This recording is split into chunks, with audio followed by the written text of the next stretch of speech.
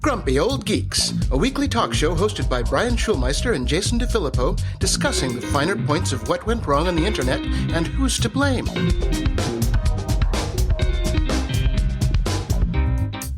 Welcome to Very Grumpy Old Geeks. I'm Jason DeFilippo. And I'm Brian Schulmeister. Why the very?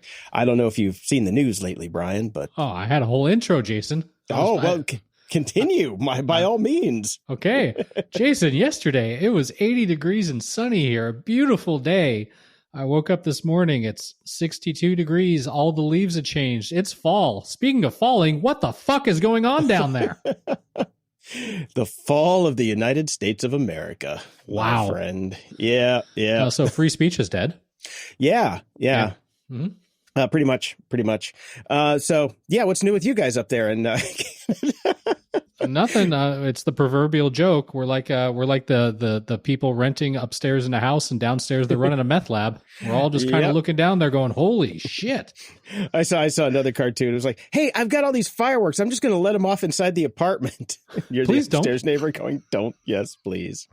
I have to tell you though, my Instagram feed has been inundated. I say with "Please come move to Canada" ads.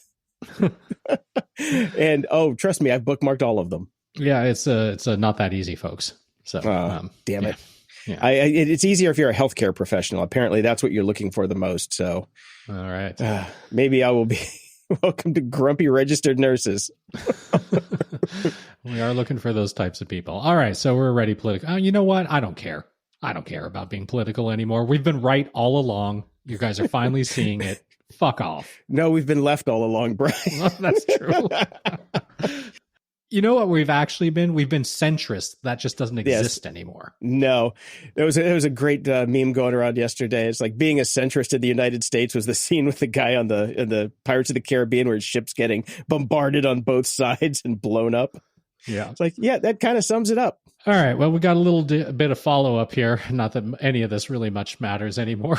No, it does not. But U.S. Treasury Secretary Scott Bessent has said that the United States and China have reached a framework deal on TikTok. I hear the sirens in the background coming for you, even up there, because we just talked about, stuff. I'm waiting for my door to get knocked in by ice and send me back to Italy or some shit like that. I'm close enough to the border. Maybe this is the initial foray into trying to take over Canada, as he kept promising. Anyways, so supposedly there's a deal now. It's between two private parties, but the commercial terms have been agreed upon. This comes after the Trump administration extended the TikTok ban for a third time earlier this summer, giving the company until September 17th. It's the 19th to undergo a sale or force a ban in the United States. Obviously, President Trump has been too busy going after comedians to pay any attention to this. So who knows if there's an extension or not at this point.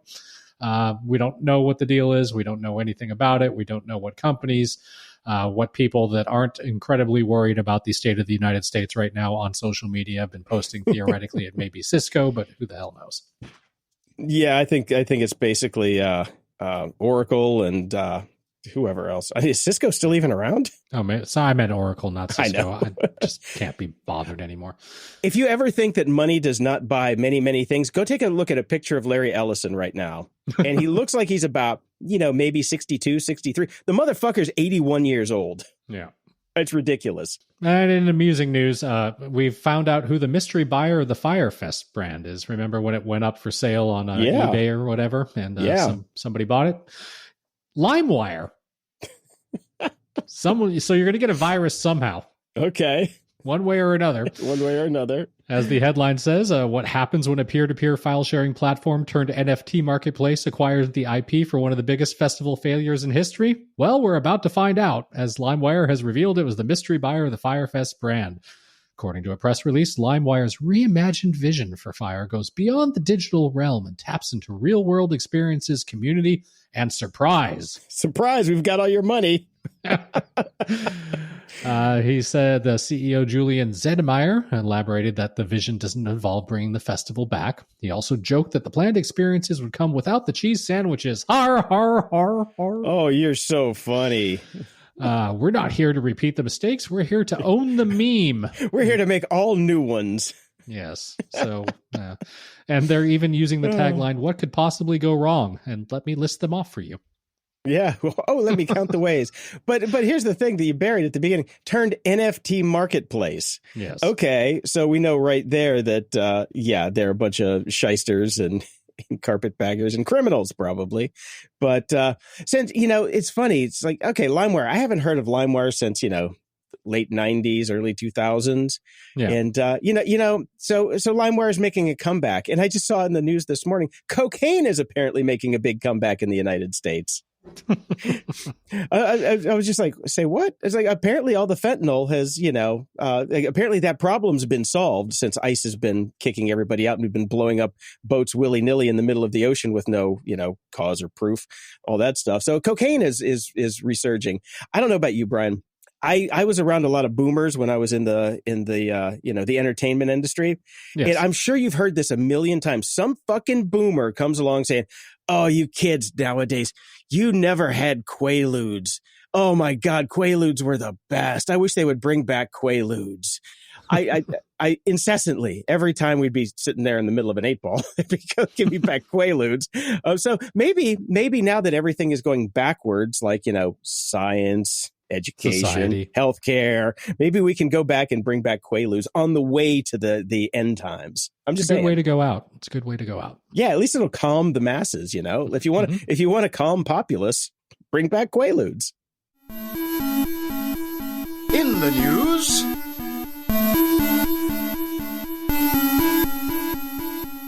Well, just getting back to the normal chaos and shit that we're dealing with. Here's more and more firings, all in the AI area now. Fiverr is laying off 250 employees to become an AI-first company. Oh, God. CEO Misha Kaufman shared in an essay on X. The move affects around 30% of the company's staff, the Register writes, and it's not uncommon among tech companies in 2025, as we've been reporting regularly. Duolingo announced similar plans to become AI first in April. Kaufman describes this process as returning to startup mode and writes that his ultimate goal is to turn Fiverr into an AI-first company that's leaner, faster, with a modern AI-focused tech infrastructure, a smaller team, each with substantially greater productivity and far fewer management layers. So luckily, everybody that got fired can now work for Fiverr, and Fiverr will be hiring people off Fiverr to do their jobs. Pretty much, yeah. It's like, how many people do you need at Fiverr to begin with, I guess? Because it's just, should kind of run it's just customer service people is all they really need. Yeah. And, imagine. Some engineers. And some fraud prevention and advertising and marketing. Yeah, they actually do need some people. Yeah, that'd be good. Yeah, that's true. Yeah. Well, they're not the only people. XAI has laid off at least 500 workers from its data annotation team, the company's largest, according to Business Insider. The annotation team is in charge of categorizing and contextualizing raw data used to train Grok so that it can understand the world better. In other words, fact fucking checkers. No. Don't need those. Well, I would also like to point out that Grok doesn't understand anything. Yes, exactly.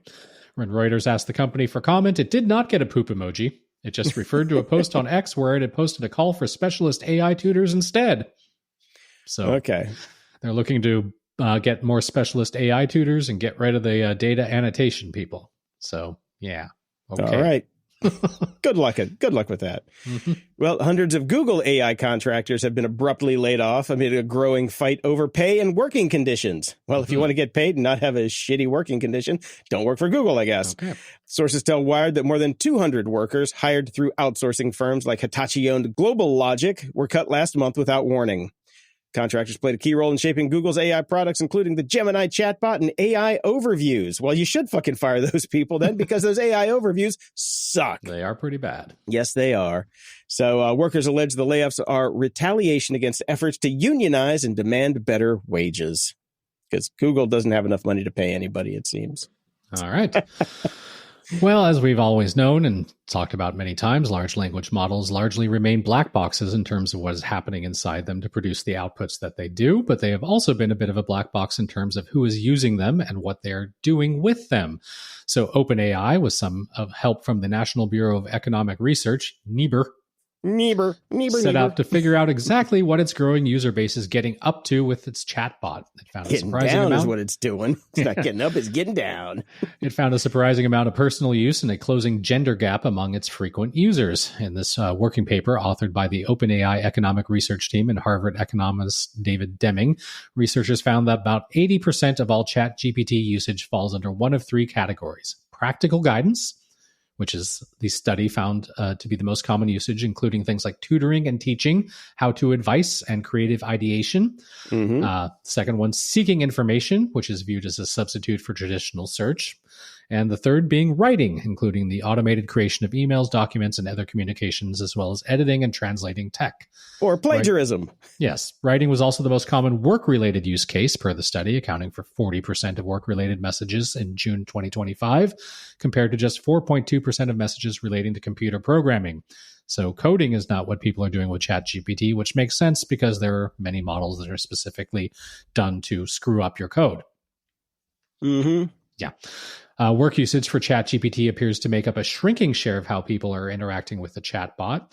In June of 2024, about 47% of interactions users had were work-related. This has gone down to just 27%, which comes as other research shows companies largely failing to figure out how to generate any sort of meaningful return from their AI investments. Yep. So AI at work on the downside. Meanwhile, non-work related interactions have jumped from 53 to 73%.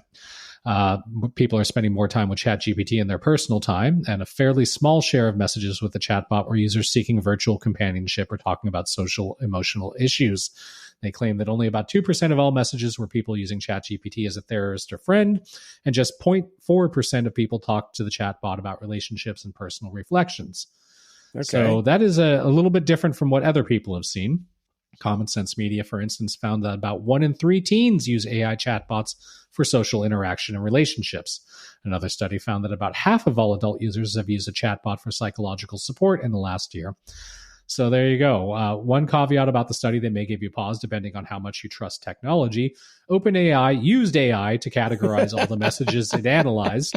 So if you're skeptical, there's an asterisk you can put next to the figures. Also, something we seem to have forgotten, who studied themselves? Yeah.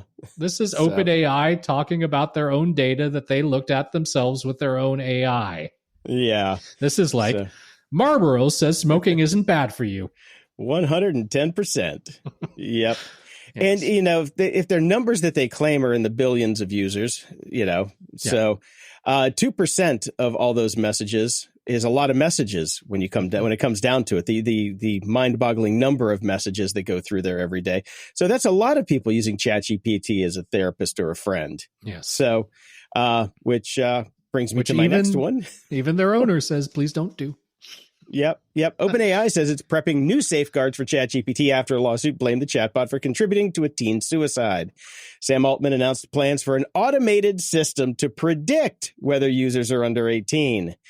When the age is unclear, ChatGPT will default to a restricted under 18 version, blocking sexual content and requiring adults to verify their age for full access. Altman admitted this is a privacy trade-off, but argued teen safety comes first. Since we've been caught. Yeah.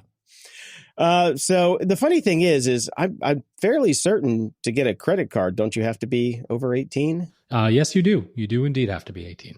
Okay. So maybe just paying users are the ones that could use the actual service. Everybody else gets the under 18 version. Just saying, if you want to increase revenue. But the thing is, as to your story, when we're seeing it, we're seeing the numbers drop in enterprise. Enterprise usage is what's going to pay the bills going forward because those enterprise contracts are the ones that actually are worth something. Yes. I don't care if they get $20 a month from everybody on the planet. It still doesn't cover their nut, Yeah. So we've been saying since this came out that, they just don't make enough money. They're never going to make enough money. Yep. I was also reading a story this morning before we ran to air that there's an economist who came out saying, you know what? The AI bubble bursting might actually be good for the economy. Yeah, there's this pesky recession in the middle, but after that, we might come out doing okay. Well, at the end of the day, if it's a bubble, it's a bubble. If it's not going to provide value, but we're sinking all this money into it, yeah, it needs to pop. It's going to have to pop, and then it's going to fucking hurt, but we will be better off in the end. See, the thing though is, where's the money going? It's like it doesn't evaporate. Money's going from one person to another. So where's now we're going to start getting metaphysical here, Jason. Does money really mean anything? Is the color blue to me? Yeah. No, that was the 2008. You knew we were in trouble when people were like, well, money is just a fucking social construct and it doesn't really mean anything. Well, what the hell do you think all the fucking crypto guys are trying to say? I know. It's all anyways. Let's go on the age verification bit, since everybody seems to be pivoting that way from Pornhub to OpenAI. Is there a difference these days? I don't know. A California bill that will require operating system and app store providers to verify users' ages before they can download apps has cleared the assembly 58-0 and will now move on to Governor Gavin Newsom. So we shall see. This is called the Digital Age Assurance Act, AB 1043. It does not require photo identification for verification, puts the onus on the platforms to provide tools for parents to indicate the user's age during a device's setup. So we drop down menu that we just click OK on. Yeah, pretty much. And by the way, the parents aren't the ones that know how to set up a fucking device. It's the kids that set up the devices for the parents. So they're the ones that are just going to be clicking OK to everything. And for those reasons alone, the California bill has been received more positively by big tech, with Google, Meta, and others putting out statements in support of it. Yeah, this sounds like a great idea. Yeah, so not much going on there. That's not going to do much of anything. New York's Governor Kathy Hochul has signed the Stop Addictive Feed Exploitation. Jesus, trying to fucking shoehorn this stuff into Safe for Kids Act and the New York Child Data Protection Act in June 2024. Today, the state's Attorney General Letitia James released more specifics about what this act will entail in practice. So they're trying their own thing. In particular, this rule will require online platforms to confirm the ages of users before showing them algorithmically created feeds or sending them notifications at night. They will allow sites to choose their method of age verification, as long as the approaches are shown to be effective and protect users' data. Nobody has a solution for this, Jason. Yes, no one. Oh, great. Oh. So all I know is that if this actually passes, I will figure out a way to make sure that I seem under 18, because I would like them not to show me algorithmically curated feeds or send me notifications at night too. Seriously. I mean, that's all we've ever asked for. That should be an option. So. Well, let's get a little funny here. SpaceX is facing a surprising new opponent in Florida. Nudists. What, does Elon keep running around and they're like, get the fuck out of here and put on your pants, you fucking weird-ass Cybertruck looking tank fuck. Yeah, I don't know, man. He's on Ozempic now, so that's there you go. Yeah. Members of the American Association for Nude Recreation, Manor. If you're trying to shoehorn it. Manor. They have an app too. It's right next to Grindr. Yep. Are protesting SpaceX's plan to launch starships from Cape Canaveral, warning it could shut down Playa Linda Beach, one of only 4 legal clothing optional beaches in the state, up to 60 times a year.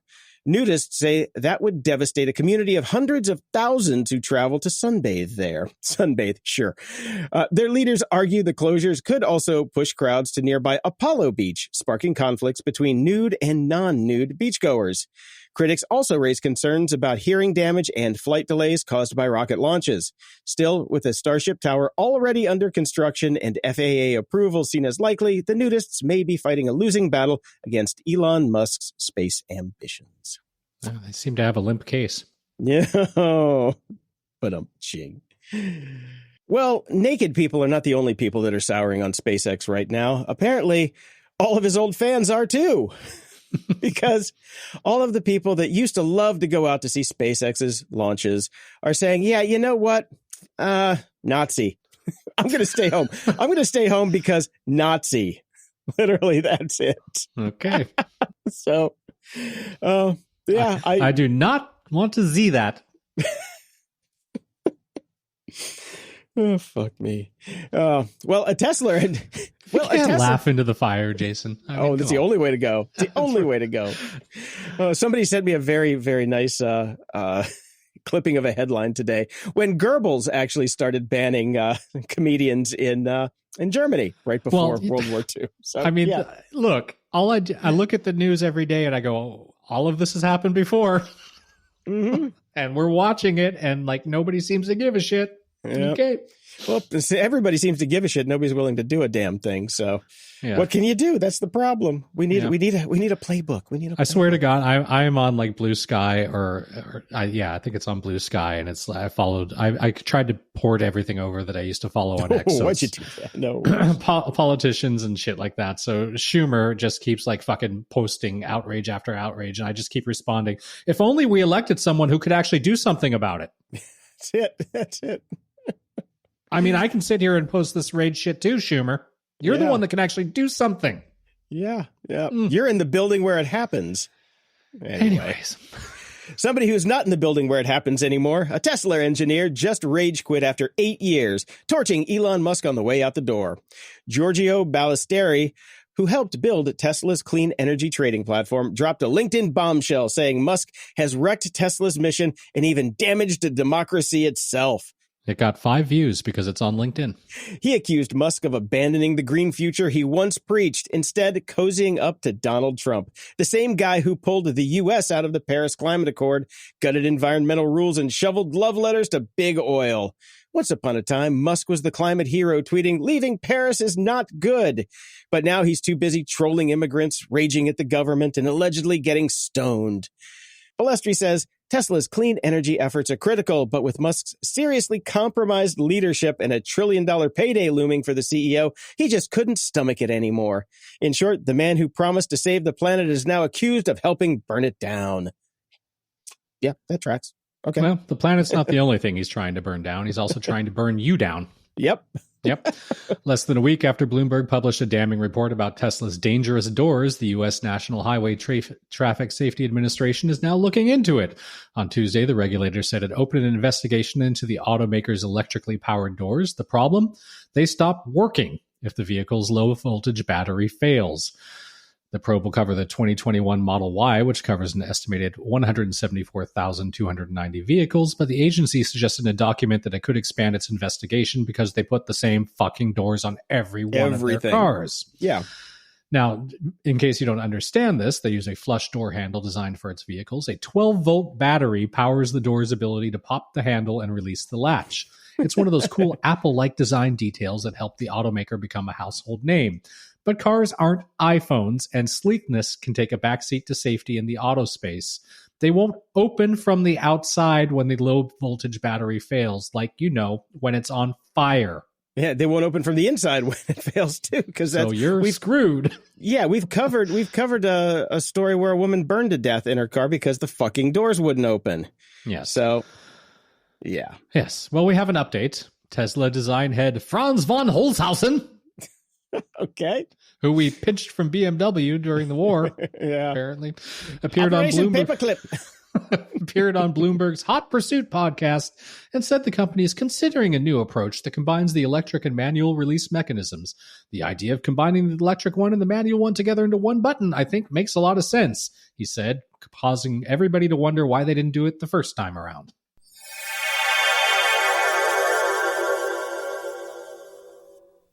This episode is brought to you by Masterclass. You know that feeling when you're doom scrolling and suddenly it's an hour later and you feel even worse? Been there. Lately, I've been swapping that bad habit for something that actually makes me feel better. Masterclass. I've been diving into Penn and Teller's class on the art of magic. Yeah, that Penn and Teller. In their first ever masterclass, Teller actually breaks his silence as he and Penn teach their approach to creating moments of wonder and astonishment. What I took away is that real magic isn't just about tricks, it's about designing an experience that completely messes with what people think is possible. That perspective hit me hard, and I've started looking at my own creative projects through that same lens of surprise and delight. With Masterclass, you can learn from the best to become your best. Plans start at just $10 a month, billed annually, and you get unlimited access to over 200 classes taught by business leaders, writers, chefs, scientists, and even world-renowned thinkers like Noam Chomsky and Doris Kearns Goodwin. The app fits into my routine perfectly, whether I'm watching on my laptop, listening in audio mode while I'm walking the dog, or sneaking in a 10-minute lesson between edits. And the classes really make a difference. 3 in 4 members say they feel inspired every time they watch, and honestly, I get it. Here's the best part. Every new membership comes with a 30-day money-back guarantee, so there's no risk. Right now, our listeners get an additional 15% off any annual membership at masterclass.com/grumpyoldgeeks. That's 15% off at masterclass.com/grumpyoldgeeks. One more time for the people in the back. masterclass.com/grumpyoldgeeks. This episode is brought to you by Clean My Mac. If you're anything like me, you've been collecting digital stuff for decades. Your cloud storage is likely a chaotic museum of old projects, forgotten photos, and who knows what else. And let's be real, all that clutter, it's not just files, it's emotional weight. That's why I want to tell you about our sponsor, Clean My Mac, and their fantastic new feature, Cloud Cleanup. This isn't just another utility. Clean My Mac's Cloud Cleanup connects directly to your iCloud, OneDrive, and Google Drive accounts to find the huge space wasters you've been storing for years, both in the cloud and synced to your device. It helps you finally see what's taking up all that space so you can decide what stays and what goes, because not everything deserves eternal storage. And the best part for us security-conscious geeks, all the scanning happens locally on your Mac, ensuring your data remains private and secure. It's time to let go of that digital baggage. Paying attention to your cloud storage is beneficial for your Mac and, frankly, for your own mental well-being. So get tidy today. Clean My Mac is offering our listeners a 7-day free trial and 20% off when you use the code OLDGEEKS. Just go to cleanmy.com/grumpyoldgeeks. The GOG is capped, so just click the link in the show notes. Trust me, it's easier. Again, that's cleanmy.com/grumpyoldgeeks. That's CLNMY.com/grumpyoldgeeks. The G, the O, and the G is capitalized. Use code OLDGEEKS for 20% off. Your Mac will thank you. And like I said, just click the link in the show notes and go get it.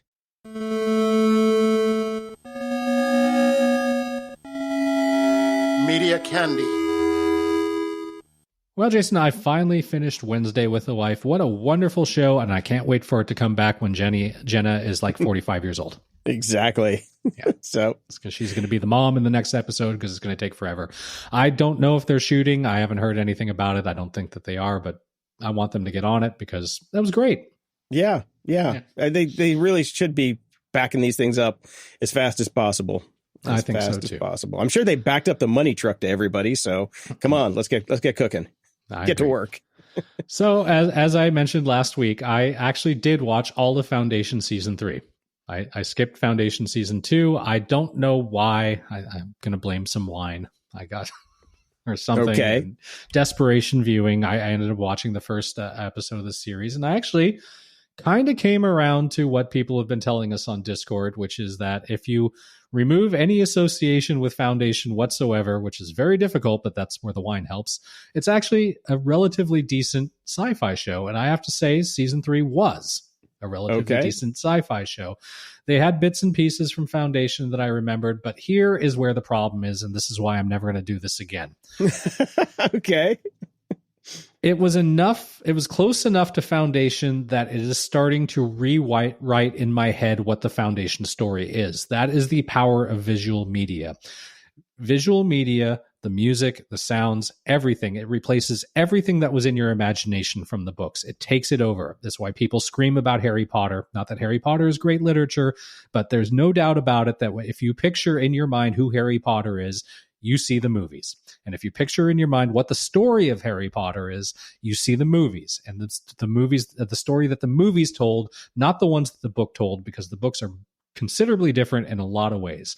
I cannot watch any more of this Foundation series because I love the original book series and I hate what they've done to it. It is not the same story. It is a completely different story, and I refuse to have my brain rewired to this Foundation. Damn it. Okay. But the actors are good, and it was actually it was pretty good. I watched the first episode of season 3 just because, because you traitors fuck. And it was decent.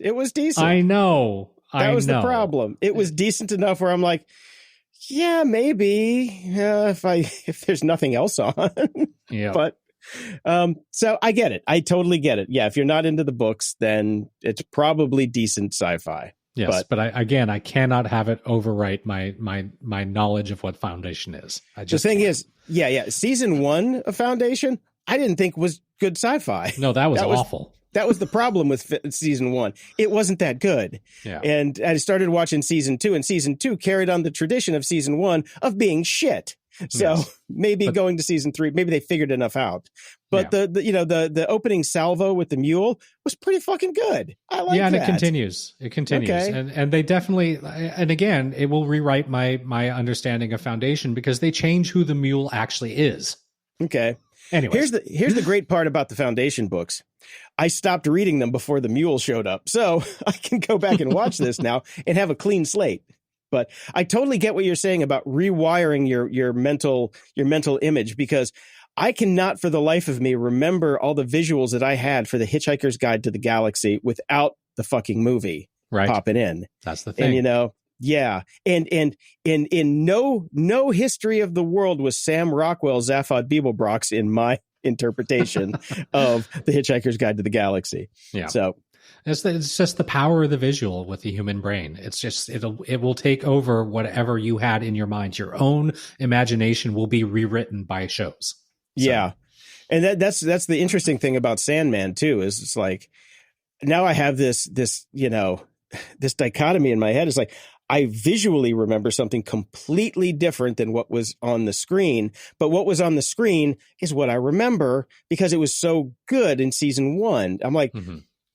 And it's really weird to see these things get so close, because in the old days when they would do these adaptations, they were so wildly off that there was no, not even in any remote universe were they similar. But nowadays they're getting close enough because as fans and kids growing up in this, people our age are the ones making this shit now, that it's getting closer to what it actually was. But in their vision. And when you pull in the fact that they have to have a diverse cast just because they have to have a diverse cast and changes everything about everything, it's weird. It's a weird time to be alive. For many reasons. It is. Well, let me talk about a show where people aren't alive anymore. I finished Upload. We talked about this quite a bit, and I realized 2 weeks ago that I actually had never watched season 3. So I went back and watched season 3, which was okay. And then I rolled straight into season 4, which is truncated. It's only 4 episodes. You could tell they basically threw the creators a bone. Finish your story, but get it done quick. I'm not giving you a full season. Contractually obligated to, I'm guessing. It was good. I actually enjoyed it. I enjoyed the ride from beginning to end. It got a little iffy in season 2 and 3, but they wrapped it up well. It was a pleasant little story. It was fun and kind of clever. They didn't end it with the hearts and sunshines and sausages and rainbows that I thought they were. They zagged a bit, which I enjoyed. I thought it was a good choice on their part. Good. And it's funny that when we started talking about that show, I went back and I was thinking about a show that we watched. It was just a one-off miniseries called Devs. Remember that? Yeah. Mm-hmm. Yeah, it was a really strange miniseries, and I really want to go back and watch that. That's next on my list. I think because I do remember it being kind of odd in the middle, but I thought that came home to a pretty decent landing. So I think I'm going to go back and try that just because I want to, because I can. Well, I talked about how we had watched The Princess Bride with the kid a couple of weeks back, and then my wife wanted to continue on with just kind of watching these, family fun, real people stuff, get him out of his animation alley that he's been stuck in. And she convinced him to watch Freaky Friday, the 2003 edition with Jamie Lee Curtis and Lindsay Lohan, not the original from the 60s. Mm-hmm. And I was doing stuff around the house, just errands and stuff. So I caught quite a lot of it. Very funny. Very clever. Those late 90s, early 2000s comedies are a hoot. And the best part about Freaky Friday, this 2003 edition, and I think you'll appreciate this too, Jason, isn't so much the story. It's all set in Los Angeles, and it's all shit that's gone. Oh, it's total memory porn. They're wandering down 3rd Street Promenade like it used to be when we were young, and it was awesome. A huge sequence takes place at the House of Blues on Sunset that we used to go see shows at, which is gone. Yeah. So there was all this great Los Angeles memory porn about this movie. So it was fantastic for that, and it was just fun. It was a fun, clever little late 90s, early 2000s comedy. If you want a real trip, go back and watch LA Story. Oh, dude, yes, totally. Oh, interesting. Oh, so are you going to make him watch Freakier Friday that just came out? Well, it's only in theaters still, so as soon as it's streaming, we'll watch it. I'm not gonna fucking pay to go to a theater for that shit, but we'll watch it when it comes out. I just laugh because I go to the theater of Sweden. We only in the theaters. How funny. Yeah. Alien Earth had its penultimate episode this week. Mm-hmm. Oh, so good. So good. I'm going to miss this when it's gone. I am so going to miss this when it's gone. I'm going to wait until it's completed and either pay for 1 month of Hulu or Sweden it. Sweden it, because fuck paying Disney anything right now. That's true. Sorry. Yeah, that's a good point. Yes. No, anything that's on there. I've already canceled, but it's my prescription will run past the end of Alien Earth. It kind of is a prescription these days. It is. Gen V season 2 has dropped. Now, I loved Gen V season 1. Gen V is a spinoff from The Boys on Amazon Prime. Yeah. And season 2 started off pretty much exactly where season 1 kind of left off in tone and in spirit. It looks like it's just, they did a really good job of picking it back up. Right. So there's 2 episodes out, I think, right now, but they did, the drop 3 and then 1 a week. So I like that. Gets you kind of ramped up enough where you're going to stick with it. So like I said, I'm still a fan of that universe, because The Boys has been ending for every season for 2 seasons now. So who knows when that's going to go away. So I kind of like going back to that world because it's slightly more dystopian than the one I have to wake up to every day, which is a nice change. Okay. Yeah. And I just saw this. I'm just going to leave the headline here. No need to read any more than this. Star Trek Strange New Worlds producers promise season 4 will be better. I didn't think it was bad, just less comedy, guys. Yeah, no, they blamed the the discombobulation on the writer's strike and people coming and going, and there was a lot of stuff that was happening in the middle of that show getting made. Yeah. Okay. Except they skedaddled off to fucking Canada to go, get rid of the guild restriction. So I don't know how much they can blame on that, but hey, what are you going to do? Whatever. Okay. Yeah, whatever. Hopefully they will do better. Coming up very soon on September 24th, Slow Horses season 5 is coming out. Okay. The reviews are in. They're saying it's really good, and it is the funniest season yet, which, shows as far as spy thrillers go, it is a pretty funny show already. So looking forward to that. Now, here's where I have a problem. This is the marketing team at Apple. I got the email that said it was coming, and the title of the email was Drinker, Thinker, Rebel, Spy, which is a take on Tinker, Tailor, Soldier, Spy, right? You'd think, spies, MI5, all that stuff. Tinker, Tailor, Soldier, Spy, I believe is MI6, but don't quote me on that. It's been a while. But here's the thing. Tinker, Tailor, Soldier, Spy was a novel by John le Carré, which was turned into a movie. Slow Horses is based on Mick Herron's Slough House. Different author. stealing titles from a different author. Poor taste. Everything's a meme now, Poor Jason. fucking taste is all I got to say. Yeah. But anyway, besides that, Tinker, Tailor, Soldier, Spy was a great movie. Came out in 2011. Highly recommended. And Gary Oldman is in both. So there's your connection. But, there you go. Yeah. But yeah, check out. And if you haven't seen it, you still haven't even dove into that one, have you? I watched the first season and I just never got back to it. So okay, I will. Yeah, that one is one you can just sit down for, get a bucket of popcorn and some diapers and watch all the way through. It's great. All right. In a teaser shared this weekend, Netflix finally revealed the release date for The Witcher Season 4. It will hit Netflix on October 30th. Now, in case you don't remember, we're getting a dick switch here. No, I saw the best one. What they pulled was a witcheroo. A witcheroo? I was going with the dick switch, like from Bewitched, when they switched Dick York and Dick Sargent. That's right, the dick switch. Yeah. Liam Hemsworth is showing up as Geralt of Rivia, a casting change from Henry Cavill, who was fucking awesome in the role. So we'll see how this goes. If something to look forward to, if you're not thrilled about this change like I am, we're going to get Laurence Fishburne in it. Okay. So that might be interesting.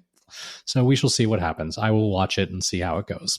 Yeah, he's making a bit of a comeback. I like Laurence Fishburne. He was in that horrible movie with the kid from Mr. Robot, but otherwise he's been doing pretty good. I liked him in the John Wick series. He was great in that. So I'm glad he's making a comeback. All right. And we had a big film festival here in Toronto called TIFF that we have every year. And one of the things that premiered at it is a new documentary, and the trailer is out for it. It's about Lilith Fair. It's called Lilith Fair, Building a Mystery. And I'm actually quite looking forward to this. Again, 90s porn, right? So This is the whole Lilith Fair story. And I can't wait for this documentary to come out. I'm totally going to watch it. I did not attend Lilith Fair. Because you're not a lesbian. Well, no. But I like more than half the artists I really like. And also, what a great place to pick up chicks. Well, exactly why they didn't let me in. No, it's not a great place to pick up chicks. They're not interested in you, Brian. They weren't all lesbians. Come on. It was all Subarus in the parking lot. It was the 90s. You could tell by the haircuts which ones were lesbians and which ones weren't. That's going to get me in trouble. I'm getting canceled now, Jason. We're not on Disney. You're safe. Okay. Also, I'm making fun of the left, not the right. So, you're allowed to do that. Ups and doodads. Well, there's been some releases from Apple. Yeah, iOS 26 is out. Brian, have you upgraded yet? I did. I hated it for the first 3 hours, and then I just got on with my life. Exactly. Told you. I've had it for a month, and I'm like, this is the worst part, the transition, when I know it's already there, and then I'm just going to have to hear it from everybody like, what the fuck is this? I don't know how to do anything anymore. Jason, fix it. It's such a small change. You are right. It does run a little faster, which I appreciate, but a lot of the visual effects get little snags here and there, which is annoying. Do I care for how it looks? No, but does it bother me? No. You can reduce some of the stuff, which is I found out from you because you were posting it everywhere. I did that. Mm-hmm. It's fine. Who cares? I don't like it on the iPad. I hate this multi-window bullshit where it puts it over in the corner, where it's just out of the corner of your eye and it's just annoying and it looks like it's a glitch, but it's not. It's a feature. You turn that off. You turn that off in the multitasking preferences. Okay, I got to turn that off because that's just stupid. It's annoying. Yeah. For some things, it actually does work because you can keep something open, and if it depends on your workflow. I have found that it is useful in some situations, mostly not. So I generally tend to keep it off, but you can turn that off in the multitasking settings. So that's an easy fix. Okay. So there you go. Here we are. Mm-hmm. Fantastic. Yeah. Links are in the show notes to how to make liquid glass more like iOS 18. So there's some easy tricks that you can do to turn off a lot of the stuff. For the most part, I'm so used to it now that it is what it is. Yeah. But yeah. So Meta had a demo this week. My God. I actually didn't watch it, but I did see people were saying that it actually has now made the Cybertruck window shattering the second worst demo of all time. Yeah, thanks for reading my lines here for me. I appreciate that.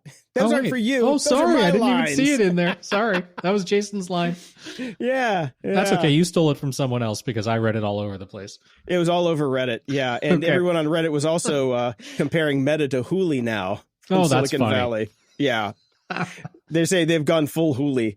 I put a link to a short YouTube video that's called the title of it's the review of the demo, said Meta's most dystopian product yet, talking about these new fucking glasses that they came out with that did not work at all in the demo, and it just got to the point of hilarity. $800 for these new glasses, and they come with like a basically a handcuff that lets it figure out what your motions are to control the interface that the people who actually worked on it don't know how to use. They kept fucking up in the demo the whole time. One guy did a cooking demo and blamed the Wi-Fi on it because it couldn't get the order of operations right. But here's the thing. I think most people that listen to this show, I would wager that aren't going to buy this, period. No. We all know that this is just basically surveillance apparatus number 727 from Facebook. And it's just giving them more shit about you and how they can sell to you. So look, I mean, if anybody that listens to this show knows you shouldn't trust any of the big tech companies, but the one you shouldn't trust the most, Meta. Yep. Absolutely. Yeah. So I would definitely stay the fuck away from that. Yeah. But go watch the product review is worth it because it's only 5 minutes long, and the guy is really funny. The guy he could be one of us for sure. Right.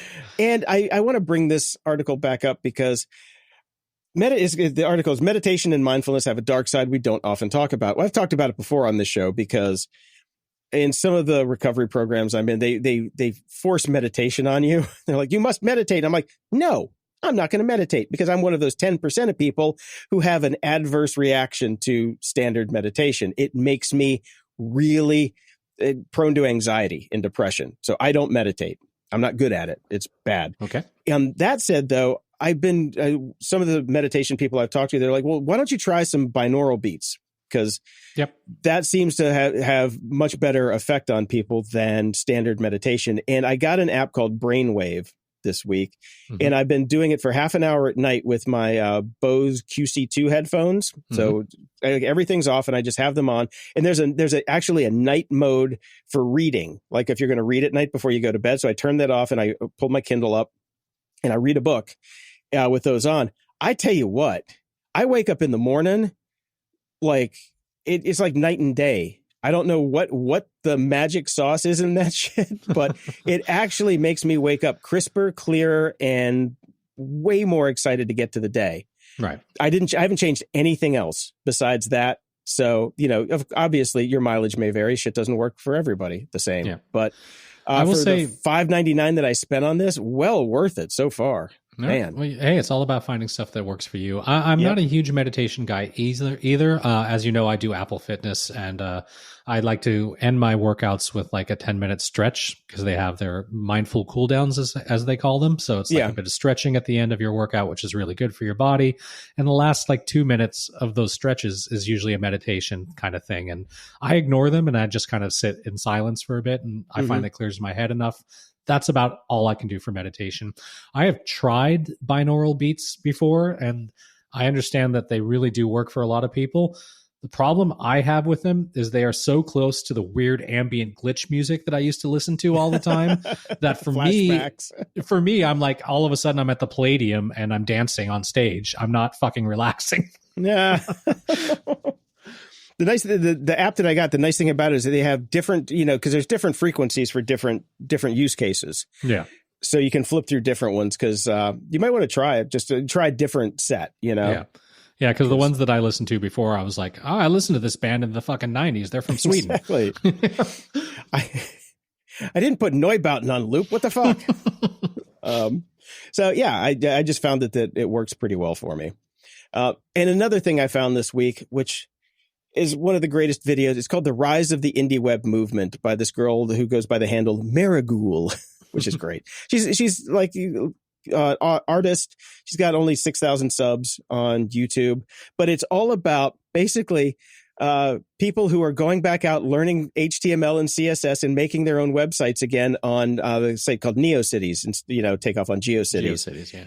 And I just had such a nostalgia boner for this. I'm like, I miss it so much. Everybody's ugly ass websites, the little blocky 88 by 33 buttons, the whole 9 yards. It was just such a trip down memory lane. And what even made me happier was when I went to her website on her links page, I looked at her links page and I was just like, okay, under webmastery and coding resources, she has links to W3 schools, Mozilla HTML reference. It's like the old days. I was just like, this is a kid, in 2025 who is gone like old school and going back to our roots. And it just made me happy. Very few things make me happy. That makes me happy. Nice. Yeah. So just, all you oldsters out there who built the web back in the day, go check it out. You'll have a nice little trip down memory lane. And I'm just glad to see the kids doing something. It's fun. I think my favorite thing about her, and I love her immediately, is on her about page under her FAQ. When will ... webcomic video project be out? It'll be out when it's out. Exactly. She writes just like we used to write. You are awesome. Yep. And the last thing I've gotten here, have you seen the Stendig calendars? Yeah. Mm-hmm. Yeah, they're great, aren't they? They're beautiful, these giant calendars. I find them beautiful, but not very useful. Yeah, see, that's the thing for me, too. It's like they take up a whole wall. They were created by legendary Italian designer Massimo Vignelli in 1966. There's one in MoMA in New York. They're beautiful, these giant calendars. Now, here's the nice part about it. They have come out with what they call the V calendar, which is smaller and the entire year in one glance. Mm-hmm. I like this one. It's still not cheap. It's 45 pounds if you're going to get it, but it comes in multiple colors. I think I'm going to get one of these maybe around Christmas time. Okay. I like it because I like seeing the year at a glance. For me, that just really works out. I don't know why, because then you can just mark off each day as you go. But yeah, I just got an email from them that the new calendars were out. So I thought I'd put it in here for some people who, have never seen them before and should be introduced to them because they're pretty fucking awesome. They're 4 feet by 3 feet. That's how big they are, the standard ones. So, you got to have wall space. This isn't going into a, fourth-story walk-up in you got to treat it more like art than something functional. Yeah. It's not my favorite thing, which is functional art.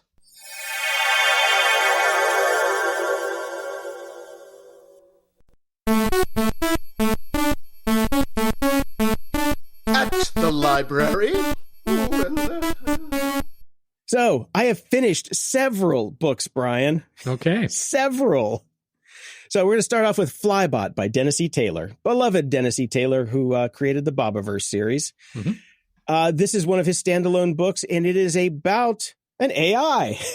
Believe it or not. His other ones haven't been about AIs. This is a delightful romp. It's kind of a murder mystery sci-fi tech whodunit type of thing. Mm-hmm. You'll be able to read it probably in 2028 because right now it's an Audible original only. Yep. But it's a phenomenal book. So when it does come out, Brian, I highly recommend it. The rest of you people who aren't terrified of audio books, go check it out on Audible. It's great. It's a one and done. All right. Oh, and I read Proof of Heaven, a neurosurgeon's journey into the afterlife by Dr. Eben Alexander. Mm-hmm. Now, this is a book that was recommended to me by Kevin Rose because we both have a fascination with near-death experiences because I had one, and he's just fascinated by them. So he sent me this book, which is a very interesting read because this guy's a neurosurgeon. And he was in a coma for a week from this bacterial meningitis, and he had a whole different story than a lot of people did. So if you're not into near-death experiences and the science behind them, don't read this book. But if you are, it is phenomenal. The next book I read was a bit of fiction called Cleave the Sparrow by Jonathan Katz. This came out in February of this year. This is Jonathan Katz's first novel. Fucking awesome book. Just awesome.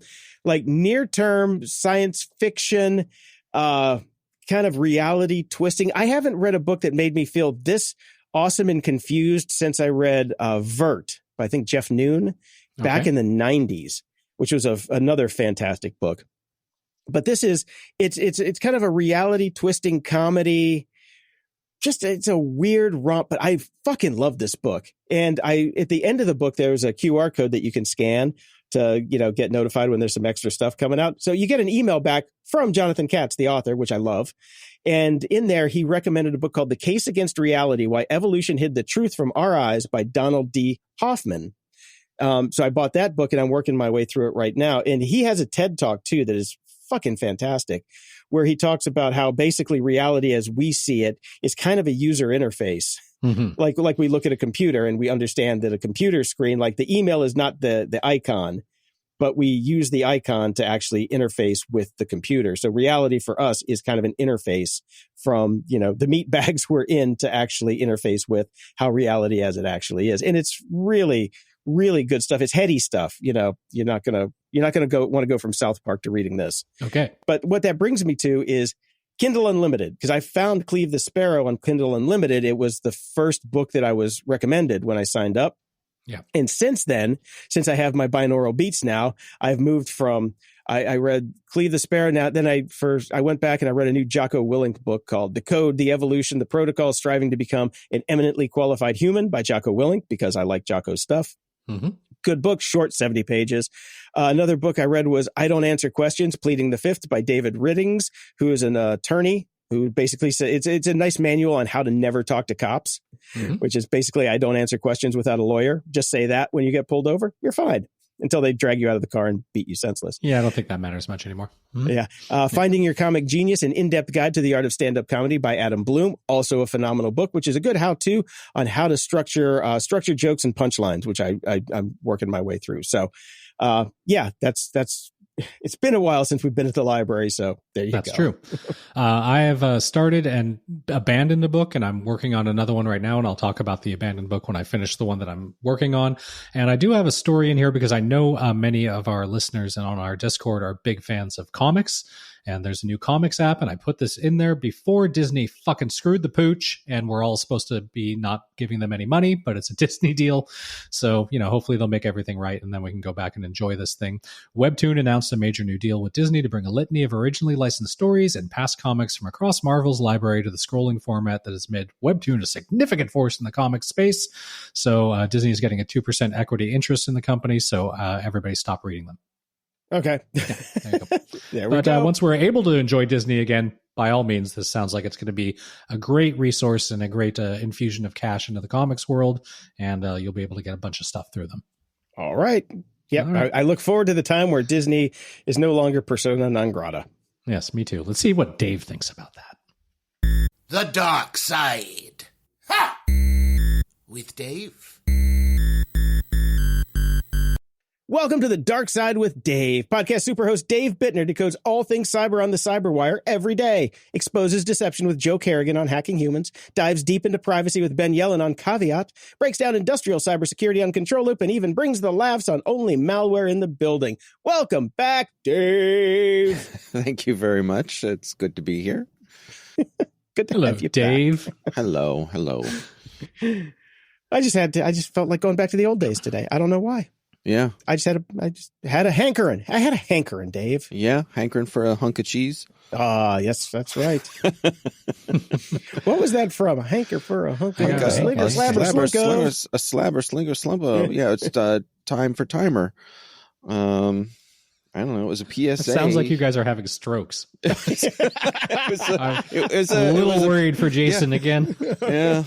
Those binaural beats, they've triggered something in me. It was a PSA when we were kids to try to get us to eat more cheese, probably sponsored by the Dairy Association. Yeah. Yes, one would assume. When I'm dancing, the hold down in my boots kind of slow down, or anytime I'm weak in the knees. I hanker for a hunk of, a slabber, slice, a chunk of, a snickerty is a winner, and yet won't spoil my dinner. I hanker for a hunk of cheese. Yahoo! But, yeah, it was a catchy little thing about eating cheese. So. All right. Right after that PSA from Marlboro to smoke more cigarettes. Right. Ooh, smooth, delicious bubblegum cigarettes. Hi, I'm a doctor. And there's nothing I like better after a long surgery than a long draw on my Pall Mall. That's right. The clean, healthy cigarette. Anyways, we have some news about something that we had been talking about. The Muppet Show is getting a 50th anniversary Disney Plus special. The Muppet Show officially hit the airwaves in 1976, which means 2026 marks an important milestone for Kermit the Frog and his pals. They will air a one-off special in the much-loved variety show format with pop star Sabrina Carpenter as the featured guest. Ugh. The Hollywood Reporter is also writing that there's a potential for the special to turn into a backdoor pilot for a future Muppet Show revival. As we talked about, of course, that Seth Rogen is executive producing this. And there's a list of the puppeteers that I put in here, mostly for Dave, because he probably knows who they are. And I will say that if they do not open with a scene of Kermit the Frog coming out and saying, of course, nobody should be shot dead for what they have to say, but he did say some horrible things, I will be very disappointed in Disney. Oh my! I'm very disappointed that Sabrina Carpenter won't just be appearing in the show; she's also among its executive producers. Ugh. That just means you're old, Jason. She's not for you. It's fine. She's not good. That's the problem. She's not good. I am blissfully unfamiliar with her, which it's the same situation I found myself in as a child watching the original Muppet Show. Not knowing who any of those people were either. Right. Yes. The first couple seasons, they were mostly Brits, and I didn't know who they were, but that's okay. So we'll see. Hopefully it'll be good, and hopefully we'll be allowed to watch it. Yeah, the question I have about this is we don't see Frank Oz listed anywhere. No. And I wonder if he'll have any involvement. My guess is not. It seems as though his relationship with Disney and the Muppets these days is to be kind of a pain in the ass. Yes. Off on the side. He's earned it. He's fucking earned it. True. He is. He has passed the torch and is lobbing softballs at them. That is right. That seems to be what he does these days. Yeah, I mean, Dave Goelz is the only real original one, back. He does Gonzo and some other characters, so he's the connection with the original. But everybody else has arthritis because they're 900 years old and can't move a puppet, probably. Right. Yep. Right. You got to have dexterity for that. And I don't know about you. My hands suck now, and I'm only 54. I do notice I wake up in the morning and my fingers are stiff and I need to wiggle them around to loosen them up. And I say to myself, I guess this is arthritis. So there are these things called stretches that one can do. Well, that's what I do to loosen them up. Yeah, exactly. but you do them before, like you just keep doing them. Yeah. You can't stretch out of a bone condition, though. That's the problem. Well, if it is an actual bone condition. And they're hard to do in your sleep. By the way, in my 20s, I stretched myself out of plenty of bone conditions. Hey now. Now he needs a pill. Never gets old. Whatever gets you there, Jason. Yeah, that's right. It's a great time to be alive. If you're a white male and is older. Okay, moving on. So with the iOS 26 update, there was an update to the Carrot app, the Carrot Weather app, which is my favorite weather app. Yes. Not just because it's funny as fuck. It's also one of the best weather apps that's out there because it has lots of different settings where you can change your weather source, because I have moved away from NOAA because there's nobody home at NOAA anymore. Yes, wise. Yeah, I was researching getting one of those backyard weather stations. Yes, this week. I have one. You do? Which one do you have? Don't know, but so my wife is a weather junkie. Okay. And so her favorite app is the Carrot app. Yeah. And we have it on our Apple TV as well. So occasionally when I'm firing up the Apple TV, I get insulted by the Carrot Weather app. I did not know you could put that on the Apple TV. I am going to install that today. Yes. So I'm going to say a couple of years ago for her birthday, I got her one of those backyard weather stations, and she loves it. So the couch where she sits, there's a little display and it connects to the thing that's upstairs outside in the back of the house. And so at a glance, she can look over and know what the current wind speed is. And this makes her very happy. And it measures rainfall and, of course, temperature and all those kinds of things. So, and it publishes online. So yeah, that's the thing. You can join the network and be part of the whole team. That's why I found it through Carrot, because of people like your wife who are awesome and care about the weather enough to publish and be part of the network. How did they not branded it as the Wetiverse? Go on. Well, like the Fediverse, except for, weather. Oh, the Weatherverse. The Weatherverse. That's a good, weather. I didn't hear you correctly. I thought you said whatevers, and you said Weatherverse. Yeah. That's a good question. Mm-hmm. Yeah. Do I have to think of everything for people? Pretty much. No, you just got to work on your diction because we didn't know what the fuck you said. I have a 9-year-old and I'm basically constantly sick. Like, what virus came home this week? So I keep trying to clear. I'm muting and clearing my throat and not all getting it all before I come back. We appreciate that very, very much. You're welcome. I do, because otherwise I'd have to edit that shit out. But yeah, so my roommate was looking into it. So she's the weather person who cares enough to go pay for one of those, because I don't care enough to pay for one. So well, you're in Southern California too. Well, we kind of need it right now because it's the weather here is, I don't know if you noticed, but Orange County, half of it fell down last night in the rainfall. So the weather here is just insanely variable.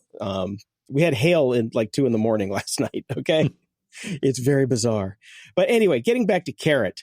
With the update, I'm sure you've seen it now, Dave, now that I know you're a fan, but Carrot has decided to launch a musical inside of the app. And I want your take on the musical as a musical fan. Okay, I will give you that in a second, but in the meantime, I have looked up which weather thing we have. It is the ambient weather array, the WS2902. Which is $199 at Amazon. Okay, that is not the one that I was looking at. So I will check that one out.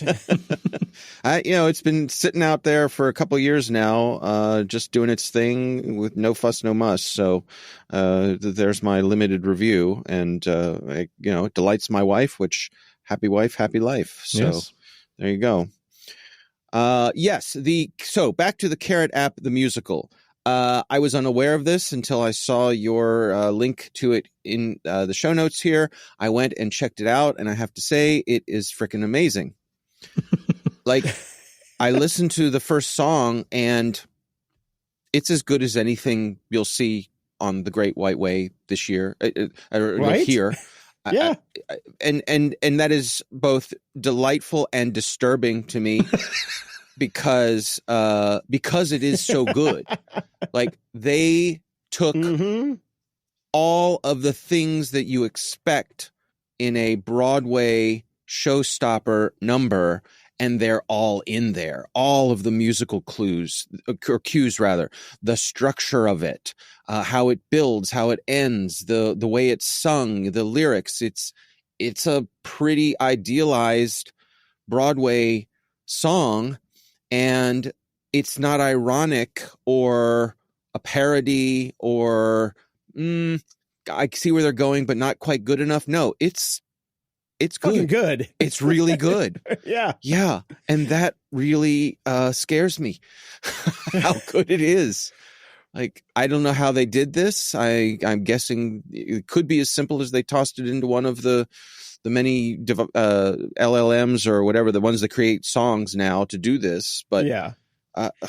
So I've been following because the creator of the app is just one guy. He made the musical, but he also said he's the villain in song 4 that came out yesterday. So he sings on it. So I don't know, man. He just might be a really good big fan of musicals and just hired somebody to do it. I've got notes out asking him, how it was created, because I really want to know, because if this was an AI created musical, I want his prompts, because goddamn, it's good. Yeah. He did a really good job. It sounds like AI to me, but it does, but in some parts it doesn't. So maybe it's a mix, I don't know, but man, it's funny and it's really good. Yeah. Surprisingly good. No, it's a toe tapper. It's, you leave the theater singing the songs. And if that is something that you can accomplish with just a prompt, right? Creativity as a service. I'm glad that you've seen it and are a toe tapping fan like me. Yeah. So, I saw this and I just, I wanted to pass this along since we're a bunch of old people. And the Publishers Clearinghouse has gone bankrupt, meaning the people who opted for the forever payments will no longer get paid. What are your thoughts on this? Because I find this truly disturbing. Yeah, this is bullshit. Yeah, that's amen. I'm sure it was in their fine print. Yeah. Well, I think, yes, certainly you're right. Not, forever doesn't mean forever, just like unlimited data doesn't mean unlimited data. And exactly. There's millions of those. But this is bullshit. And here's what pisses me off about this. The folks who bought Publishers Clearinghouse are continuing doing Publishers Clearinghouse. They're just cutting off everyone from before when they made their purchase. Mm-hmm. And that to me, again, bullshit. Like, that should have been part of the obligations of the purchase. Mm-hmm. You just do away with a debt, a promise. It's unethical. I obviously technically not illegal. I guess people will roll their eyes and shrug their shoulders and say, "Oh, well, it's just business." But there are people, as this article points out, there are people who had planned their lives around this promise, and now they're scrambling to figure out what they're going to do next. I know, I pour them. They're not going to be as rich as they were before, but still, I think, this is crap, and it makes me mad that they're allowed to do this. I'm ticked off about it. Always take the lump sum. That's right. Yeah. Always. That's right. Yep. So, right. And the thing is, in the article, they mentioned how much it costs them per year to make these payments. And it was like $1.9 million. Like, and to me, that money should have been in escrow. Right. Once these people, it should have been in escrow and earn in like, oh, sure. Publishers Clearinghouse can get the interest off of that and keep things going, but that should have been an escrow for these people. Yeah. Mm-hmm. So, you know how like contests, like, make a shot from half court at a basketball game, halftime, and you'll win a car. Those are all insured, right? Mm-hmm. And because chances are the person's not going to win. So they pay a certain amount of money. And if someone does make the basket, then the insurance pays to buy the new car. PCH should have had insurance against this. They should have been, in my opinion, required to have insurance against the possibility of bankruptcy so that everyone that they're obligated to pay out would be made whole. That's my take on it. Mm-hmm. Some bullshit. Little regulatory oversight. It all went to shit when Ed McMahon died. It did. That's right. I guarantee if Ed McMahon was alive right now, he'd have been paying those people out of his own pocket. Rolling in his own grave. I don't know. Ed, really? I don't know how deep Ed's pockets were. Hey, Johnny, you got some cash? Yeah. I had a friend who he had his driver's license in his wallet and taped over his own picture. He had put Ed McMahon's picture on his driver's license just to see if anybody would ever notice, and nobody did. Yeah. Nowadays, that shit will get you sent to Venezuela. So be careful. Right. I mean, it was kind of strange how he was a dead ringer for Ed McMahon, but yeah, that's right. He was an Ed McMahon impersonator on the weekends, but yeah. Yes. Oh, and by the way, I found the one that I was looking for. The one that I was looking at was the Net Atmo weather stations. There's a link in the show notes. They're very pretty, but they also have an in-home base station, so you can get the air quality in your house as well as outside. Oh, okay. Yeah, but they do have smart rain gauges and smart anemometers as well. I honestly did not even know any of this stuff existed. Oh yeah. Well, there you go. I opened my window. No, weather nerdery is a thing. Yeah. It can be, I don't know what your situation is, Jason, but it can be a point of contention in my house because I, Luddite that I am, just use Apple's weather app. No, you cannot do that. You cannot do that. That's what believe me, I've been told. Yeah. I'm like, it says it's going to rain here in 20 minutes. And my wife goes, yeah, sure. Exactly. Yeah. Sure, that's what they say. Yeah, see, when it used to be dark sky before Apple bought it, subsumed it, and destroyed it, it actually worked, unless you were Brian, who lived on the coast. Unless you were coastal, in which case it never worked. Mm-hmm. But surprisingly enough, I was surrounded on three sides by water in San Francisco, and it worked up to the second in San Francisco. But I guess they cared enough in San Francisco because they had to get it right, because otherwise they wouldn't have gotten funding. But that's true. But anyway, you have to. That's why you have to fine tune Carrot to make sure that you have to do a lot of A/B testing to find out which ones work and which ones don't in your area. That's why I love Carrot, because you can change all that stuff. That's why I pay for it every year. It costs me like $25 a month a year, but at least when I say it's going to rain, it's going to fucking rain. Well, at least you got that going for you. Yeah. Which is like 4 times in Southern California, so I gotta be accurate, man. It doesn't rain here very often, so. Okay. Have you guys installed iOS 26? Yep. About a month ago. Yeah. Yep. About a month ago. Okay. Yep. Jason's on the beta program. Yeah. The public betas aren't bad now, so it's worth it. So I was happy to learn that they finally brought crossfading to Apple Music. Mm-hmm. So it could crossfade from one song to another. And this frustrated me because there were times when I would be doing like an event, right? And I wanted to have some music playing, and I wanted to have it crossfade from one song to another in a playlist. And the iOS version of Apple Music just couldn't do that. It just wasn't capable of it. And this is stupid. Why not? This is not anything that's particularly highly processor intensive. We've had this on other things for decades. Anyway, they finally brought it to Apple Music, and it sucks. How do you make crossfading suck?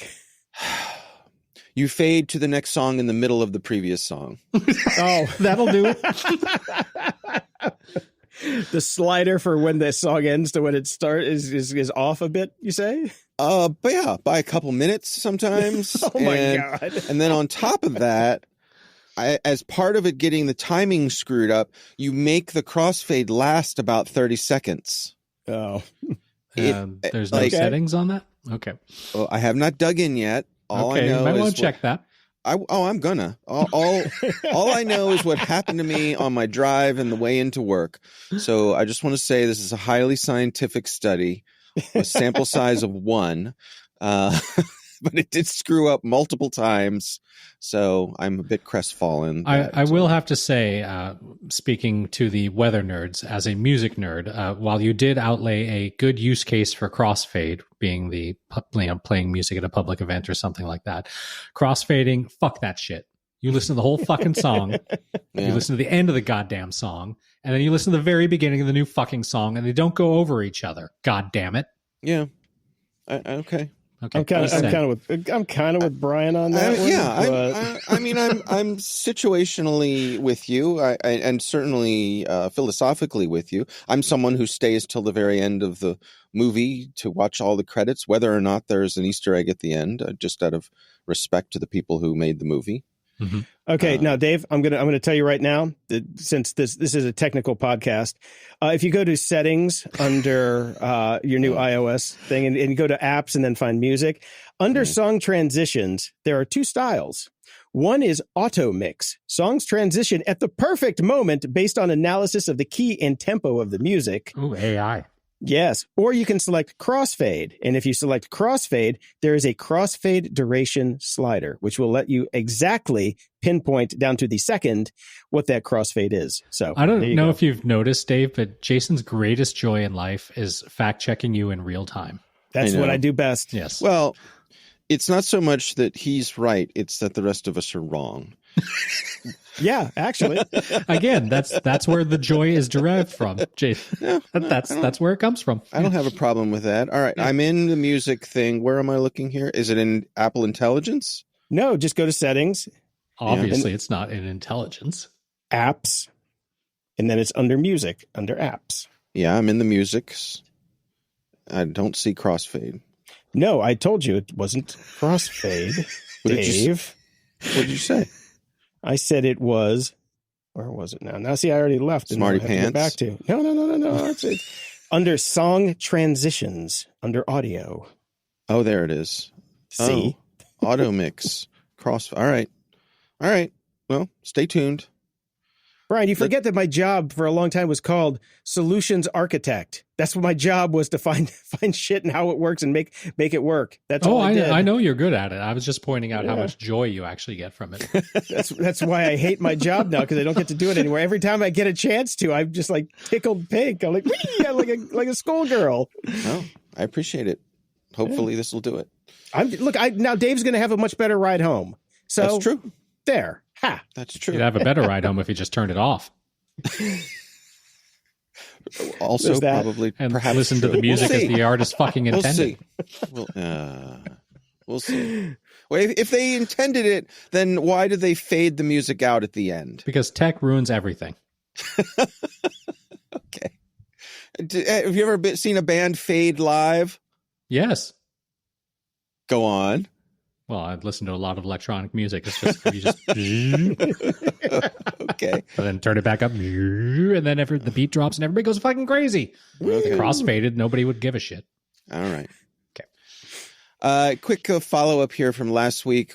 Jason, you were asking us if the tariffs had hit us at all. Mm-hmm. And in the meantime, I saw this article from 404 Media come by that some international sellers are adding absurd shipping prices to things so that they don't have to deal with American buyers. Mm-hmm. Interesting. Yep, that's a lot. That's a lot. Yeah. Yeah, $2,000 shipping charge on a $300 lens from Japan. So they're just saying, yeah, we don't want to sell to you. Is what they're saying. Yeah, they don't want to sell to us. Yeah. It's fine. Yep. Until we fix our stuff. Yeah. 3.5 years, guys. 3.5 years. If we're lucky. Mm-hmm. Mm-hmm. I included a link here to an interesting Star Wars video. This is an AI deepfakey kind of thing and has to do with Obi-Wan and Darth Maul, and Qui-Gon is in there. I guess this is a recreation in part of something from Star Wars Rebels. Yes. But they make it look live action in this case. There's definitely some Rebels version is much better. Is that right? Yes, this is ridiculous. Okay. There's some definitely lots of Uncanny Valley stuff here, but still, I'm curious as to how they go about making something like this. I don't know what the tools are that they use to be able to do something consistently from shot to shot. I'm not sure how you do that using AI, and I don't know what the tools are. Yeah. And then finally, have you guys read Born Standing Up by Steve Martin? I have. Fantastic it's phenomenal. Book. Absolutely phenomenal. Yeah. Fantastic book. So I was interviewing someone about a week ago, a gentleman named Kevin McGee, who is a very high-level person at Microsoft, in Microsoft Canada, actually, Brian. So he's on your side of the border. And we were talking about folks coming up through school and getting their jobs and advice for them. And he asked me if I had any advice for the folks coming up. And I said, I always use what Steve Martin said, which is be so good they can't ignore you. And Kevin was tickled by this because he told me that Born Standing Up is a book that he gives to all of his salespeople to read because of how much stand-up comedy is like being a salesperson, right? You have to iterate your pitch. You have to deal with rejection. You have to keep coming back with, and improve and improve. And eventually you'll figure it out, or you won't, and perhaps make a career out of it. And I thought that was a really interesting insight. And I think it's a great idea. I think there's a lot for salespeople to learn from the book Born Standing Up. It's a short read, excellent read. So highly recommended. But if you're a salesperson, maybe check it out and get some lessons. That's just good for life. I don't think you have to be a salesperson. It's great. True. Yeah. Yep, definitely. There's also a book by Cal Newport called So Good They Can't Ignore You, Why Skills Trump Passion in the Quest for Work You Love. It's from 2012. It's a phenomenal book. I think it's his first one that actually hit. But really good job. I mean, really good book, not really good job. You can get a really good job if you read the really good book. Right. Well, Steve Martin did a really good job when he was doing stand-up. He did too, yeah. Filled a stadium or two. Just a few. All right. That's what I got, guys. All right, Dave. See you back here next time. Hopefully. Take care. Yeah. Bye. Closing shout-outs. Over on Patreon, we've got 2 new subscribers, Jan and Joe. Way to go, Jays. And from the pool of continuing supporters that we like to give credit to every week, we've got Austin, Stephen, Krista, Richard, Andrew, Max, Gadiel, Chad and Jen, Michael, and Aaron. Gadiel? I don't know how. I'm sure I screwed that up. I'm sorry. Don't unsubscribe because I suck at this. Please. There you go. We love you. We love you. Thank you so much. Over at PayPal, we've got Natalie, Arcadio, Nathaniel, Linda, Andrew, Brett, and Sloan. Woohoo. And over at the tip jar, we've got John, Paula, Theodore, and Sean. And just the standard reminder every week. If you want to help support the show, because we are fan supported only at this point, head over to patreon.com/GOG and you can sign up for as little as $3 a month or as much as your little heart desires. You get the show a little bit early, ad free, and in high definition. And if you go to gog.show/donate, you can find other ways to help donate to the show. But the Patreon way is the only way to get the show a little bit early, ad-free, and in high definition. All right. And we have a new 5-star rating. If you hate people and love technology, this is the podcast for you. I'm not sure how accurate that is because we hate technology too. I still love it. I mean, look, we just spent 10 minutes talking about the weather technology. Come on. All right. Fine. We just hate Meta's technology. And Google's. And Apple's. And... Never mind. Moving on. Sadly, Robert Redford died this week at age of 89. He had a damn good run. Mm-hmm. Everybody's talking about all of his greatest hits, but I would like to say my favorite movie of Robert Redford is obviously Sneakers. I mean, definitely for this show, Sneakers is the one. Yep. And I wanted to go see how old Sneakers was. It's 33 years old because it came out on September 11th, 1992. When I asked Google, of course, it said it's 32 because math is hard for the AIs. And they fired the wrong team, I guess. Didn't know what date it was, apparently. Nope, sure didn't.